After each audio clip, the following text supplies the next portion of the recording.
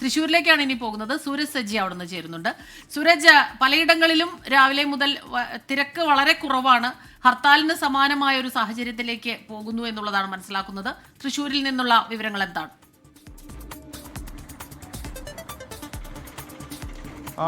രാവിലത്തെ തൃശ്ശൂരിലെ സ്ഥിതി പക്ഷേ നേരെ തിരിച്ചാണ് എന്നുള്ളതാണ് നമുക്ക് മനസ്സിലാക്കാൻ കഴിയുന്നത്. നഗരത്തിലുടനീളം വാഹനങ്ങൾ സഞ്ചരിക്കുന്നുണ്ട്. പക്ഷേ പതിവിൽ സാധാരണഗതിയിലുള്ള അത്ര തിരക്കില്ലെങ്കിൽ പോലും സ്വകാര്യ വാഹനങ്ങൾ അതോടൊപ്പം തന്നെ ഓട്ടോറിക്ഷകളെല്ലാം തന്നെ ഉണ്ട്. പ്രധാനമായും ഈ ശക്തൻ ബസ് സ്റ്റാൻഡിലാകട്ടെ, അതോടൊപ്പം തന്നെ KSRTC ബസ് സ്റ്റാൻഡിലാകട്ടെ, റെയിൽവേ സ്റ്റേഷനിലാകട്ടെ, അവിടെയെല്ലാം തന്നെ ഓട്ടോറിക്ഷയും ടാക്സിയും എല്ലാം സർവീസ് നടത്തുന്നുണ്ട്. ആ ദൃശ്യങ്ങളിലേക്ക് പോയി കഴിഞ്ഞാൽ നമുക്ക് കാണാം.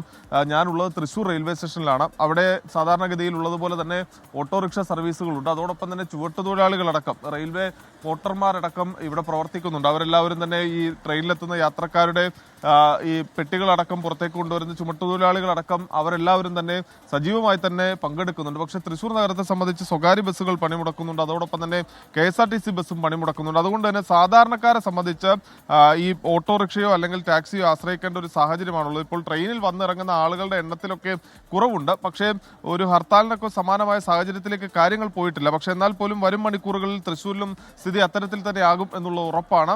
ഇപ്പോൾ നിലവിൽ ഈ പ്രധാന ഇടങ്ങളിലെല്ലാം തന്നെ ടാക്സിയും അതോടൊപ്പം തന്നെ ഓട്ടോറിക്ഷ സർവീസുകളെല്ലാം തന്നെ പ്രവർത്തിക്കുന്നുണ്ട്. റെയിൽവേ സ്റ്റേഷനിൽ വന്നിറങ്ങുന്ന ആളുകളുടെ എണ്ണത്തിൽ കുറവുണ്ട്.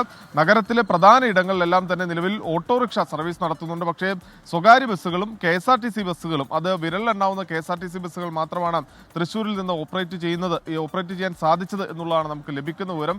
സ്വകാര്യ ബസ്സുകൾ തീർത്തും പണിമുടക്കുകയാണ്. ശരി, സൂരജ് സജി തൃശ്ശൂരിൽ നിന്ന് വിശദാംശങ്ങൾ പങ്കുവയ്ക്കുകയായിരുന്നു. കേന്ദ്ര സർക്കാരിന്റെ തൊഴിലാളി വിരുദ്ധ നയങ്ങൾക്കെതിരെയാണ് വിവിധ ട്രേഡ് യൂണിയനുകൾ ദേശീയ പണിമുടക്ക് പ്രഖ്യാപിച്ചിരിക്കുന്നത്. രാത്രി 12 മണി മുതൽ ആ പണിമുടക്ക് ആരംഭിച്ചു കഴിഞ്ഞിട്ടുണ്ട്. ഇപ്പോഴിതാ 6 മണിക്കൂർ പണിമുടക്ക് പിന്നിടുകയാണ്. 24 മണിക്കൂർ ദേശീയ പണിമുടക്കാണ് പ്രഖ്യാപിച്ചിരിക്കുന്നത്. മറ്റ് സംസ്ഥാനങ്ങളിലൊക്കെ സാഹചര്യം എന്താണ് എന്നുള്ള കാര്യം കൂടി നമുക്ക് പരിശോധിക്കേണ്ടതുണ്ട്. കേരളത്തിൽ പൊതുവെ ചിലയിടങ്ങളിൽ രാവിലെ ഓട്ടോറിക്ഷകളൊക്കെ ഓടുന്ന കാഴ്ച കാണാൻ കഴിയുന്നുണ്ട്. പക്ഷേ സ്വകാര്യ ബസ്സുകളുടെ സർവീസ് തടസ്സപ്പെടാൻ തന്നെയാണ് സാധ്യത എന്നാണ് കരുതുന്നത്. വരും മണിക്കൂറുകളിൽ പൊതുജനങ്ങൾ ഈ പണിമുടക്കിനോട് സഹകരിക്കണം എന്നുള്ള ആവശ്യം വിവിധ ട്രേഡ് യൂണിയനുകൾ മുന്നോട്ട് വച്ചിട്ടുണ്ട്.